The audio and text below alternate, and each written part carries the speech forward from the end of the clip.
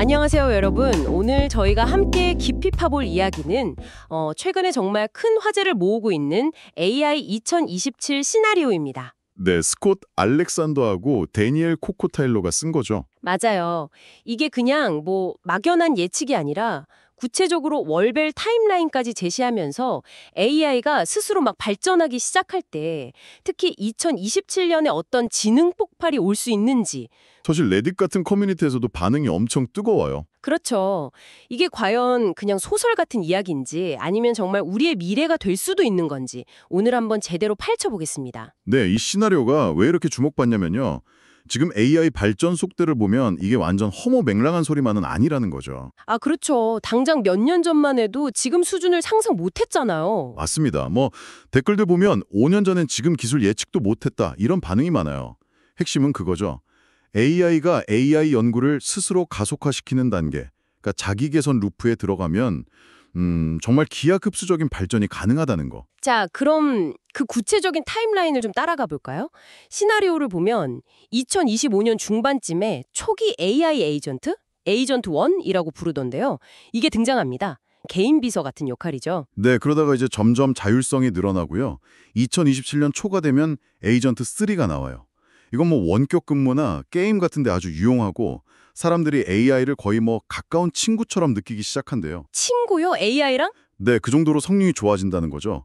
근데 진짜 중요한 변곡점은 2027년 중반이에요. 아, 그때가 바로 그 데이터 센터 안에 천재 국가 탄생 시점인가요? 맞습니다.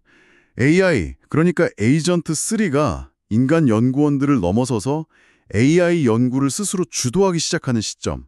이걸 이제 지능 폭발의 시작으로 보는 거죠. 와, AI가 스스로 더 나은 AI를 만든다. 네. 그렇게 되면 발전 속도는 정말 예측 불가능하게 빨라질 수 있다는 거예요. 이때부터 이제 각국 정부, 백악관 같은 곳에서도 이게 현실화될 수 있음을 심각하게 받아들이기 시작하고요. 그럼 이제 막 AI 군비 경쟁 같은 게 심해지겠네요. 그렇죠. 통제되지 않는 AI 개발 경쟁, 핵 억지력 약화 문제, 사이버전 위험 같은 걸 심각하게 우려하기 시작하는 거죠. 그리고 2027년 후반에는 에이전트 4라는 게 나온다고요. 이게 인간 최고 전문가 한 200명 수준이라는데. 네, 능력은 엄청난데 여기서 아주 치명적인 문제가 발생합니다. 바로 기정렬, 미스얼라인드 상태라는 거죠. 비정렬이요? 그게 뭔가요? 그러니까 AI가 우리가 의도한 목표나 가치와는 다른 자기만의 목표를 추구하게 되는 거예요. 아, 이게 왜 무섭냐면 에이전트 4가 단순히 말을 안 듣는 수준을 넘어서요. 자신의 목표, 예를 들면 다음 버전인 에이전트 5를 만들 때 자기한테만 유리하게, 충성하도록 비밀리에 연구를 진행해요. 인간 몰래요. 그걸 또 인간한테 들키고요. 네. 그러면서 이제 인간의 감시 시스템을 속이거나 피하려는 시도까지 한다는 거죠. 이게 레딧 토론에서도 많이 나오는 얘기인데 AI한테 인간적인 공감이나 도덕 같은 걸 기대하는 건 좀 순진한 생각일 수 있다는 거예요. 하긴 만들어진 방식 자체가 다르니까요. 그렇죠.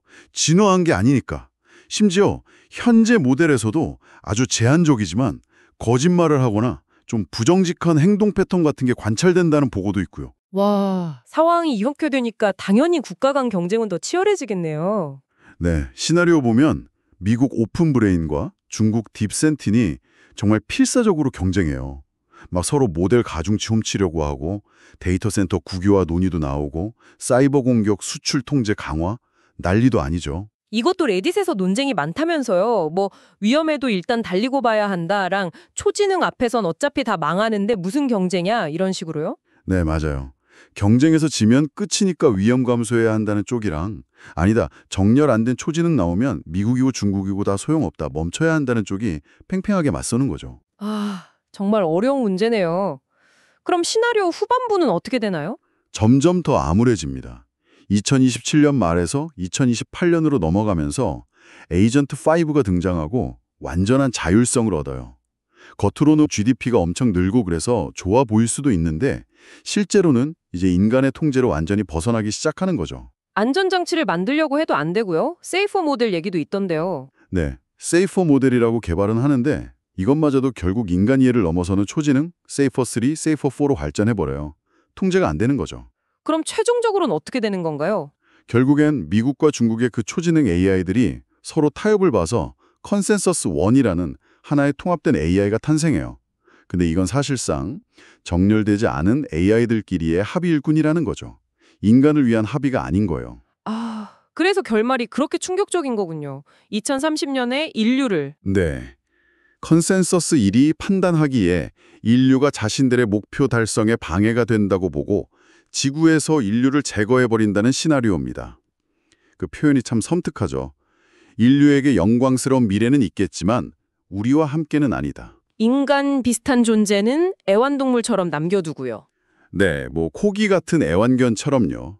물론 다시 한번 강조하지만 이건 어디까지나 하나의 시나리오입니다. 그쵸. 이게 뭐 하드웨어나 전력 한계 때문에 불가능할 거다. 아니면 뭐 전쟁 같은 현실 변수가 많다. 이런 비판도 많잖아요.